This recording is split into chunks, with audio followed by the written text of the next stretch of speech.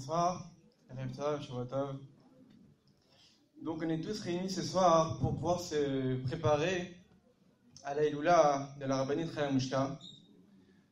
Donc déjà il faut essayer de comprendre pourquoi on a besoin de se préparer. On est réunis plus d'une semaine avant le 22 Shvat, qui est une première, comme l'a dit mon beau-père, que normalement la soirée aurait dû lieu la semaine prochaine. Et la Shgacha a fait en sorte qu'on s'est réunis ce soir. Évidemment, tout est prévu, tout a un sens. Pour quelle raison on se prépare? Pour quelle raison on aurait besoin de se préparer pour le 22 Shvat? Chacun sait dans sa vie de tous les jours que des fois il est nécessaire de se préparer avant d'arriver à un certain événement. On peut avoir un exemple d'aujourd'hui, c'était Shabbat. Et comme dit les Chachamim, que quelqu'un qui n'a pas préparé le repas la semaine, il ne pourra pas manger Shabbat. Parce qu'étant donné que Shabbat, on ne peut pas cuire, donc si on n'a pas préparé de plat la veille, Shabbat, on ne mangera rien. Et donc, il en est de même aussi pour n'importe quel autre événement de notre vie. Avant un mariage, avant une bar mitzvah, avant une circoncision. Si on ne prépare pas au préalable cet événement, arriver le jour du mariage, ça va être compliqué d'avoir une salle, ça va être compliqué d'avoir un traiteur, et ainsi de suite. Chacun peut comprendre cette idée qui est évidente.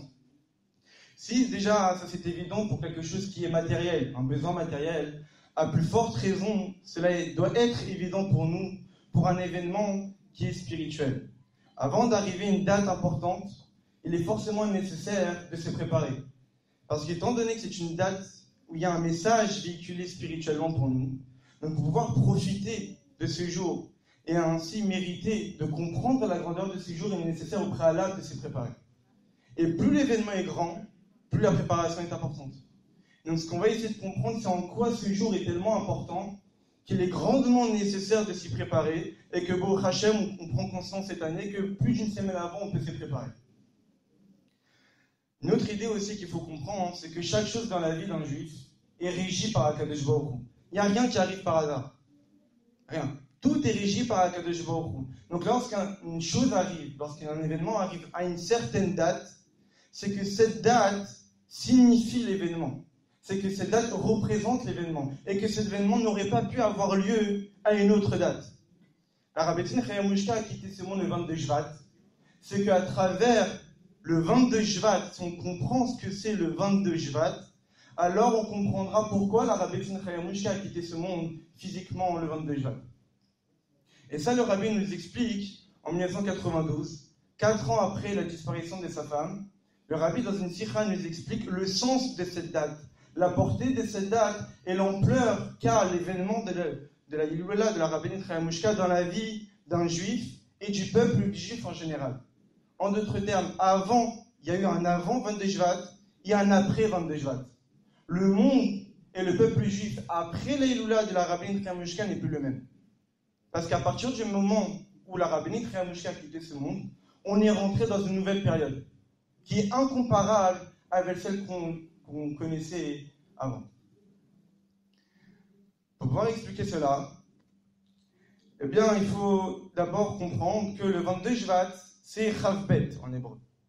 Chavbet, c'est aussi les mêmes lettres que Becha. Il y a un passage dans Parashat Vayechi au moment où Yaakov bénit les enfants d'Ephraim et Menaché, les enfants de Yosef, il y a marqué Becha Yivorach Israël. Par toi, Israël sera béni. Et le Rabbi déduit qu'étant donné qu'il y a marqué Becha, qui sont les mêmes lettres que Chavbet, de là on déduit que le Chavbet, le 22 Shvat, est un jour qui est source de bénédiction. Et dans les mots même de la sikha du Rabbi, le Rabbi dit que c'est un jour qui est source de bénédiction, que ces bénédictions seront source d'autres bénédictions et d'autres bénédictions à l'infini. Ce jour est tellement important qu'il sera une source de bénédiction à l'infini pour n'importe quel juif qui puisse se lier à ce jour. Et le Rabbi dit que pour quelle raison ce jour est source de bénédiction? Parce que ce jour est béni. Étant donné que ce jour est béni et porteur de bénédiction, alors il est source de bénédiction pour tous ceux qui sont attachés à la Rabbanit Chaya Mushka. Rabbi Shvat, c'est quoi? C'est un jour de Yortzeit. C'est un jour où on commémore, entre guillemets, la disparition d'une personne, comme l'a dit mon père, qu'on ne peut pas imaginer la grandeur, là, la femme du Rabbi, la Rabbanit Chaya Mushka. Et on sait très bien que la coutume dans le judaïsme, c'est qu'on doit dire le Kaddish le jour de la Yortzeit, le jour de la disparition d'un être proche. Et on sait très bien que ce Kaddish permet justement à la Neshama qui a quitté ce monde de pouvoir s'élever Et d'année en année, lorsque la date revient, la Neshama s'élève encore de niveau et encore de niveau grâce au fait qu'ici-bas, on fait le Kaddish. Et donc le jour de 22 Shvat, la Neshama de la Rabbeinu Chayamushka s'élève de niveau et de niveau spirituel qu'on ne peut même pas imaginer. Mais pas seulement elle s'élève. Toutes les personnes qui ont une âme dans un corps ici-bas et qui sont attachées à la Rabbeinu Chayamushka aussi profitent de l'élévation de la Rabbeinu. Et donc nous qui sommes attachés à la Rabbeinu Chayamushka, la preuve, on est tous réunis pour ça, eh bien arrivé au 22 Shvat, on pourra profiter de l'élévation que la Rabbeinu aura. Et ça, cette idée d'élévation, ça concerne pour n'importe quel juif. À plus forte raison lorsque là, ça concerne une Sadeket. À plus forte raison lorsque là, ça concerne une Sadeket qui est fille d'Arabie et femme d'Arabie. Pas forcément toutes les Rebbetzin étaient à la fois filles d'Arabie et à la fois femmes d'Arabie. La Rebbetzin, elle a été éduquée par Arabie et elle a vécu avec Arabie. Donc en fait, depuis qu'elle est née, elle était tout le temps proche d'un Nassiador, d'un chef de la génération. Et c'est quoi un chef de la génération? C'est quoi un Nassi? Un Nassi, c'est un du mot itnasut. Un Nassi, le chef de la génération, c'est celui qui permet d'apporter la itnasut, l'élévation à tout le peuple juif.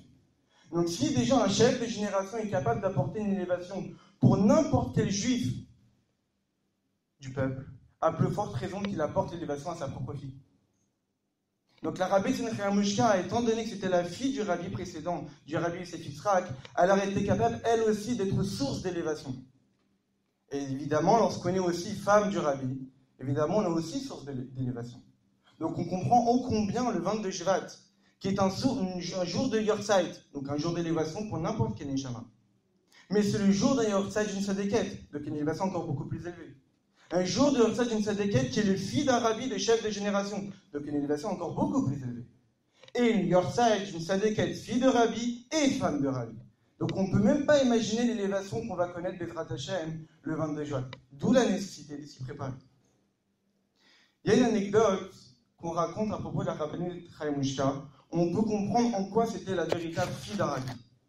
Comme l'a dit mon beau-père, souvent la Rabbeinu Chayamushka accompagnait son père, le rabbi Yosef Yitzhak, dans ses missions. Et le rabbi Yosef Yitzhak, souvent, il sortait en Russie pour aller voir certains chassidim et leur donner une mission particulière à accomplir. Et bien une fois, la Rabbeinu Chayamushka, lorsqu'elle était encore toute jeune, elle est sortie avec son père pour l'accompagner où il allait rencontrer un chassid pour lui donner une mission. Lorsque le rabbi Yosef Yitzhak a rencontré ce chassid, alors évidemment il a dit à sa fille de rester dans une autre salle, parce qu'évidemment que cette discussion, ils allaient parler de sujets assez secrets. Et ce chassid avait une fille qui avait le même âge de la Rabbeinu Chayamushka. Et donc en fait, le rabbi et ce chassid se sont assis dans une salle, ils ont fermé la porte, et les deux petites filles étaient dans une salle juxtaposée, et ils étaient en train de jouer ensemble. Pendant qu'ils étaient en train de jouer, à un moment donné, la Rabbeinu Chayamushka s'arrête, se tourne vers sa nouvelle amie, et lui demande « Est-ce que tu voudrais avoir un cadeau ?» Évidemment, n'importe quel enfant, j'ai dit oui tout de suite. « Oui, j'ai envie de recevoir ce cadeau. C'est quoi ce cadeau ?» La Rabbeinu Chayamushka, elle lui dit « Viens ». Elle s'approche de la porte, elle ouvre un petit peu la porte, elle lui dit « Viens, regarde ». Elle lui montre avec son doigt « Regarde la personne qui est assise, c'est ça le cadeau, c'est mon papa ». C'est-à-dire que la Rabbeinu Chayamushka, depuis qu'elle était toute petite, ressentait qu'avoir un père rabbi, c'était le plus grand cadeau que ça puisse être. À tel point qu'elle voulait le donner à son ami. Elle venait d'avoir une nouvelle amie. Elle voulait lui offrir un cadeau. Et quel est le plus grand cadeau qu'elle ait pensé pouvoir donner à son ami? C'est son propre père. Parce que c'était un chef de génération, parce que c'était le Nassi, parce que c'était un rabbi. Et elle le ressentait. Et tellement qu'elle le ressentait qu'elle voulait le partager avec une nouvelle amie. Et donc, là, on comprend la valeur de la Rabbeinu Chayamushka. Le rabbi, dans cette sikha, il continue. Et il dit que ce qui est assez intéressant, et comme on l'a dit, que rien n'est par hasard, tout est Ashgacha pratique. Le rabbi Yosef Yitzhak, donc le père de la rabbinite, a quitté ce monde un 10 Shvat, qu'on a fêté cette semaine. Le 10 Shvat 5710, le rabbi Yosef Yitzhak a quitté ce monde. Et le rabbi remarque, ce qui est intéressant, c'est que sa propre fille a quitté ce monde aussi le mois de Shvat. Évidemment, rien n'arrive par hasard. La Rabbeinu Chayamushka a quitté ce monde aussi le mois de Shvat, et a quitté ce monde plus d'une trentaine d'années après que son père ait quitté ce monde. Et la Rabbeinu Chayamushka a quitté ce monde quand? Le 22 Shvat, une dizaine de jours après le 10 Shvat. Donc de là, le rabbi déduit que le jour où la rabbinite a quitté ce monde, c'est une sorte de suite c'est une sorte d'étape supplémentaire à celle de la disparition de son père. Comme on sait qu'un tzaddik qui quitte ce monde, le jour de la disparition d'un tzaddik, c'est un jour qui est propice pour des élévations spirituelles énormes pour le peuple juif. Donc, comme c'est marqué dans le Tanya, Paul Yeshua Bekarev Haaretz, le jour de la disparition d'un tzaddik, c'est un jour qui procure des délivrances énormes pour tout le peuple juif. Mais dans ce jour qui est spécial, il y a aussi un autre jour qui est arrivé quelques années plus tard, et qui fait suite à ce jour, qui est le 22 Shvat 1988.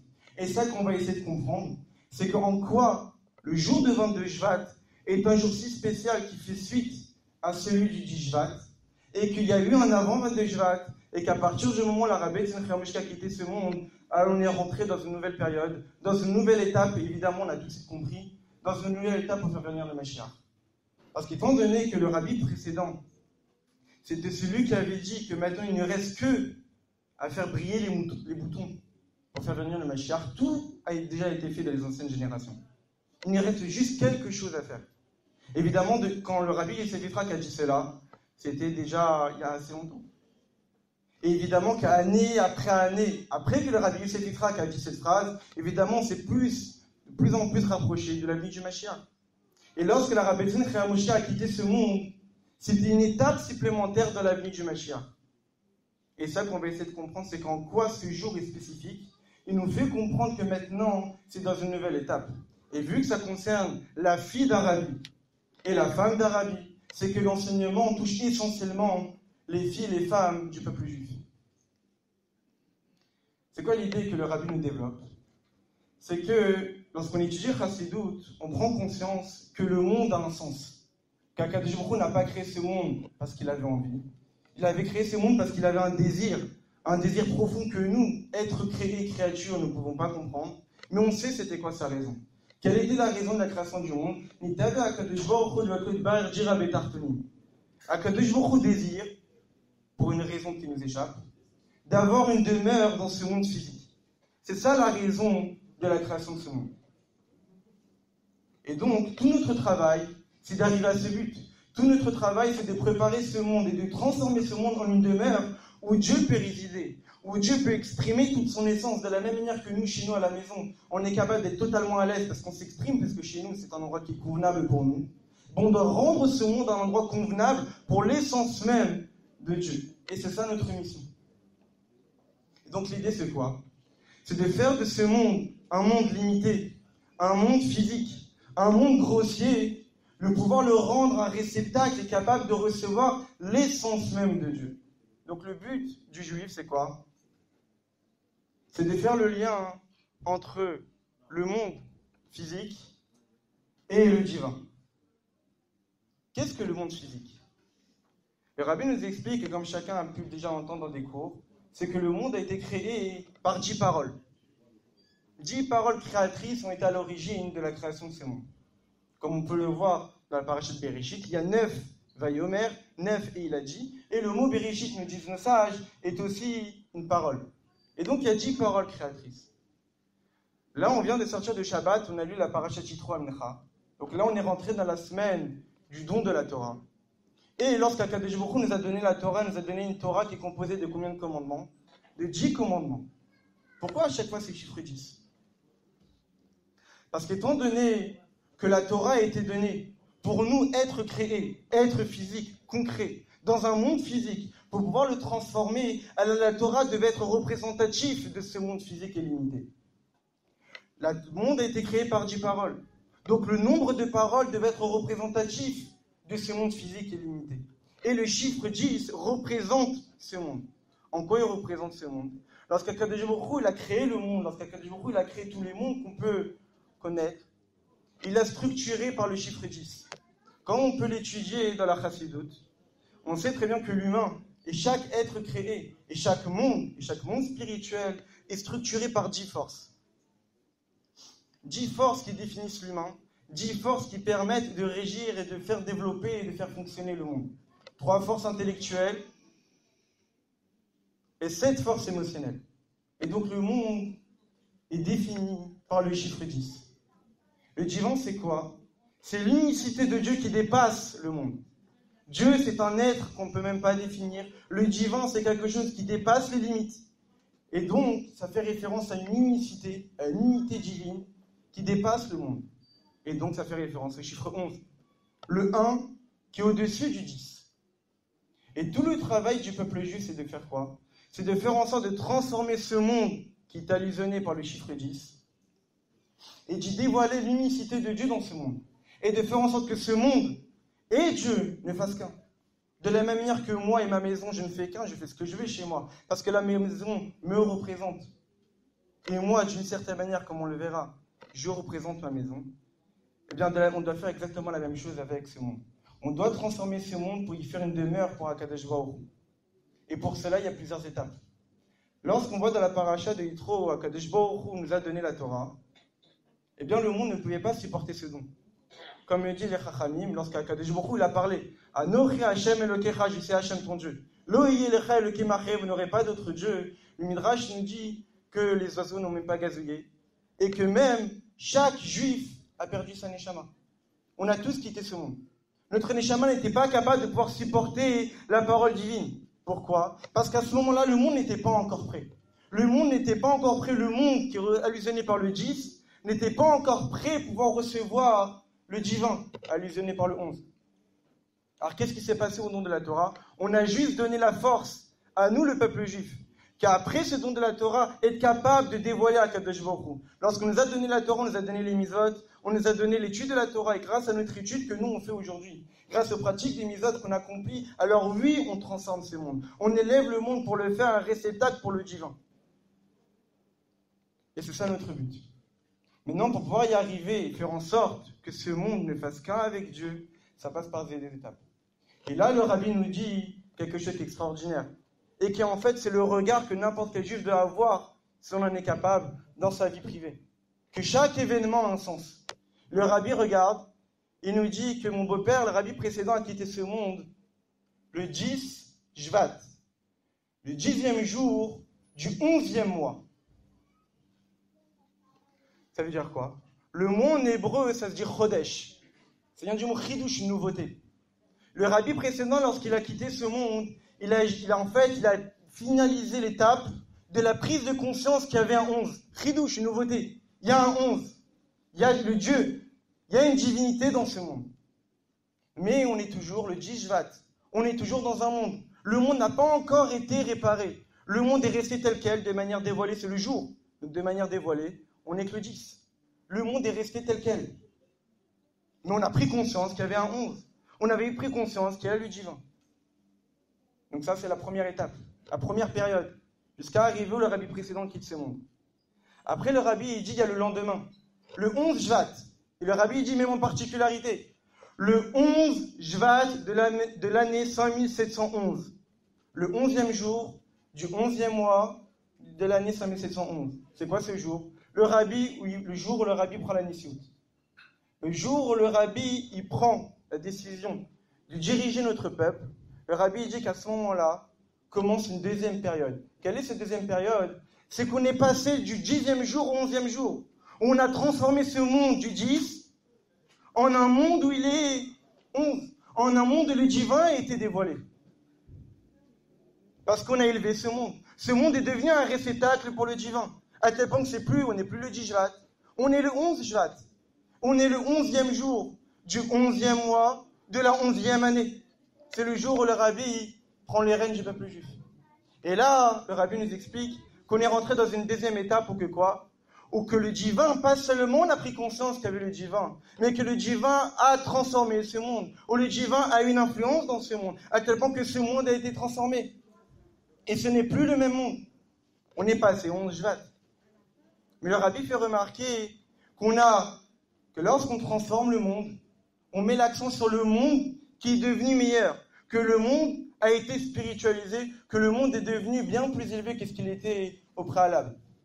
Mais il y a Dieu d'un côté, il y a le divin d'un côté, et il y a le monde élevé de l'autre. C'est comme, on peut donner souvent l'exemple dans la Chassidut d'un maître avec son élève. Le maître, lorsqu'il enseigne à son élève, il a sa propre pensée, il a sa propre réflexion, qui est bien plus élevée à celle de son élève. Si le maître donne son enseignement à son élève, sans que même l'élève ne se soit préparé, alors l'élève ne pourra pas supporter l'enseignement de son maître. il va craquer. C'est trop pour lui. Ça, c'est lorsque le monde n'est pas préparé. Maintenant, si l'élève s'est préparé avant d'aller au cours de son maître, si l'élève a préparé, il a étudié, il a préparé son cerveau, il a acquis des connaissances, alors là, l'enseignement de son maître ne va pas provoquer en lui une fissure, comme ça s'est passé lors du don de la Torah. Nos Neshamot ont quitté notre corps. Là, l'élève va pouvoir supporter l'enseignement de son maître. Pas seulement le supporter, mais même il va devenir un élève avec une intelligence et une connaissance qui est bien plus élevée. Il va arriver au niveau de son maître. Il y a le maître d'un côté, il y a l'élève de l'autre. Un élève bien plus développé, mais ça reste les deux séparés. Et le rabbi nous dit que là, ensuite, on arrive à quoi? Au 22 Shvat. C'est quoi le 22 Shvat? 22, c'est 2 fois 11. Il y a d'abord eu 11 jours du mois de Shvat, et encore une deuxième fois 11 jours du mois de Shvat, du 11e mois. C'est quoi? C'est la réunion de l'essence même de Dieu, telle qu'elle est, sans être liée au monde, et avec le monde développé. Avec le monde élevé spirituellement.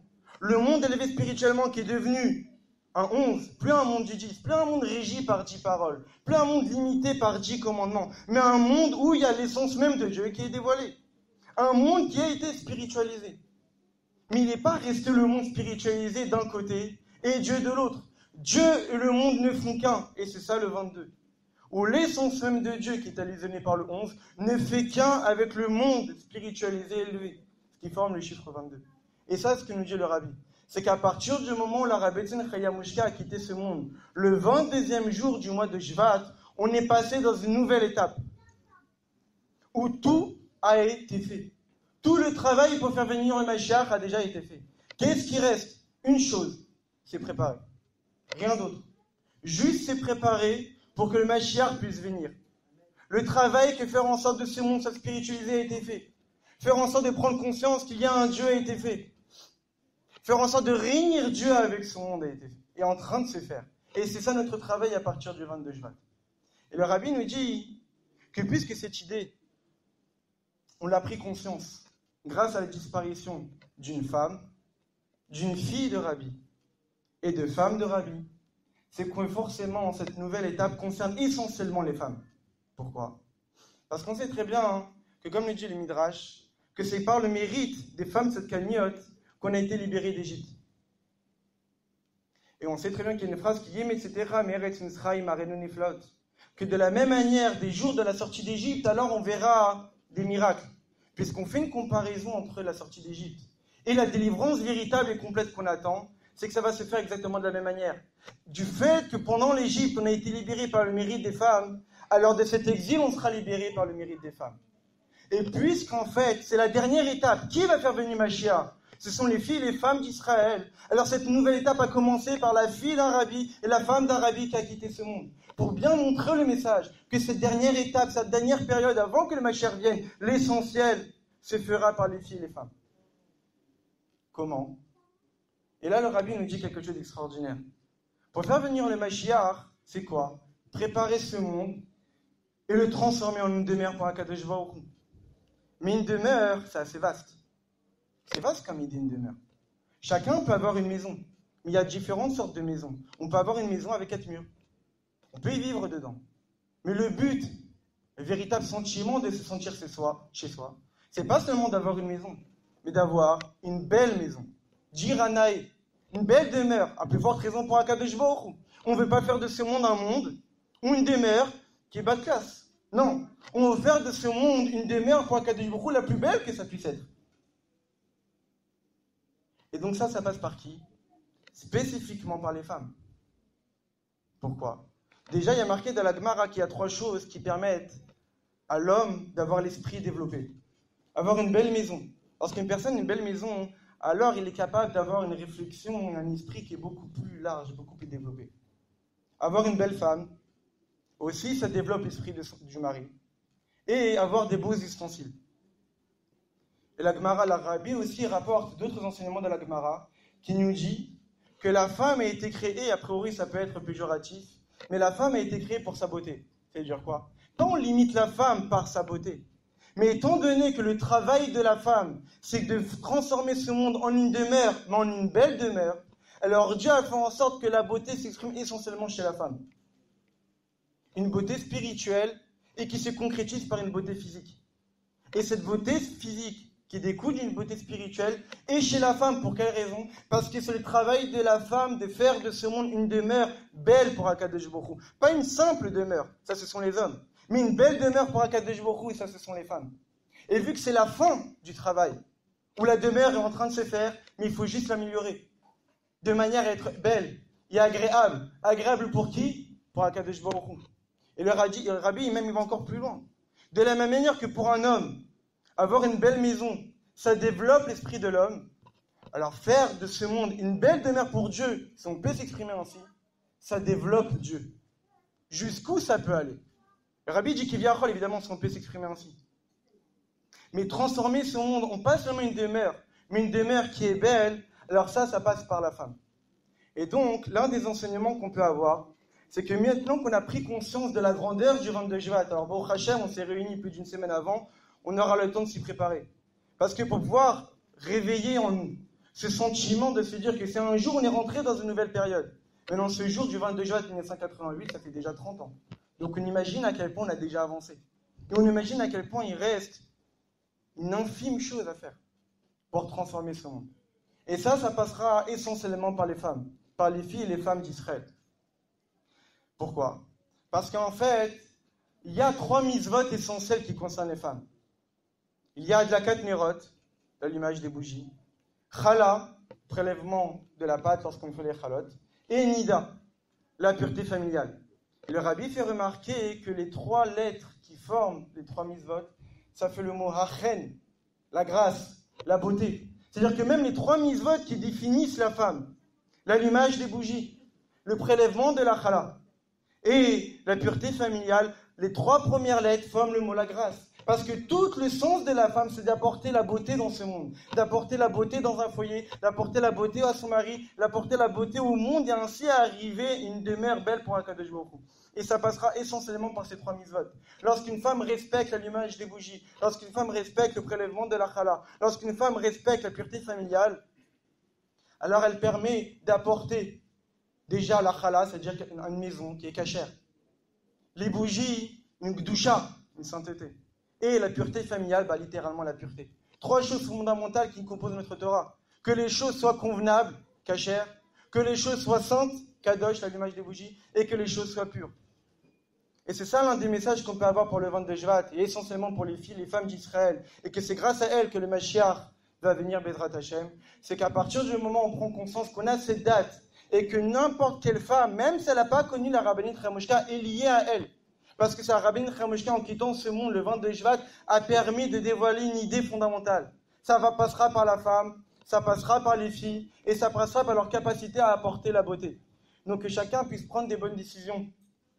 Qu'à partir de ce soir, on puisse apporter la beauté dans ce monde. Apporter une beauté dans notre vie, apporter une beauté dans notre couple. Et que pas seulement une femme reste de côté, mais elle même influence d'autres femmes. Influence d'autres femmes, et même influence son mari.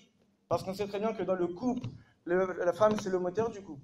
Et le mari, lui, il concrétise par les messages que la femme lui donne. Et on va finir par une petite anecdote qui nous montre ô combien le couple du Rabbi la Rabetzen était un couple qui était vraiment spécial. Nous, dans notre vie de tous les jours, lorsqu'on a une femme, même en parlant, pas forcément on se comprend. Même en discutant avec notre femme, pas forcément on se comprend, parce qu'une femme a une manière de réfléchir, et un homme a une autre manière de réfléchir. Donc lorsqu'on ne se parle pas, combien plus on ne comprend rien du tout. Il y avait des attendants qui géraient la maison du Rabbi. Parmi d'autres, le Rav Mendel Gainsbourg. Et il raconte que lorsqu'il était présent à la maison, jamais le Rabbi s'adressait à la Rabetzen. Jamais il ne parlait à la Rabetzen en présence d'une autre personne. Et il raconte que le soir d'un Shabbat, où Rav Mendel est en train de rapporter le repas, le plat du Shabbat sur la table, le Rabbi, il lance un regard à la Rabetzen. La Rabetzen se tourne vers Rav Mendel et lui dit, il y a un certain chassid qui s'est fait mal à la jambe aujourd'hui, vendredi. Est-ce que tu aurais des nouvelles de lui? Rav Mendel, il dit, non, je n'ai aucune idée. Le Rabbi renvoie un autre regard à la Rabetzen. La Rabetzen se tourne vers Rav Mendel et lui dit, parce que le Rabbi aimerait que tu ailles le voir pour apprendre de ses nouvelles. Alors Rav Mendel lui dit, mais si je pars, le repas va être retardé par mon absence. Et le rabbi relance encore un dernier regard. Là, Rabbi Etzen dit, le rabbi veut que tu ailles tout de suite. Alors évidemment, il ne calcule plus, il sort, et il va voir son ami qui s'est blessé. Et il revient, ça a pris 40 minutes. Et lorsqu'il revient, donc il raconte au rabbi ce qu'il lui a raconté. Et il lui précise sur sa jambe où est-ce qu'il s'était fait mal. Et le rabbi lui répond, tu n'as jamais entendu qu'il ne faut jamais montrer sur soi. Lorsque quelqu'un s'est blessé, il ne faut pas montrer sur soi une blessure. Ça, c'est la fin de l'histoire. Mais qu'est-ce qu'on apprend de là? C'est que le couple du rabbi et de la Rabbi Etzen, c'était tellement un couple, ils étaient totalement unis, ils n'avaient même pas besoin de se parler pour pouvoir se comprendre. Rien que par le regard, ils se comprenaient. Lorsqu'on a justement ce 22 Shvat qui arrive, et lorsqu'on a des histoires qui nous ont été racontées, lorsqu'on a une sira que le rabbi nous a dit en 92, c'est que forcément, c'est pas pour que ça reste dans des livres, c'est pour que ça rentre dans notre vie et que nous, on les concrétise.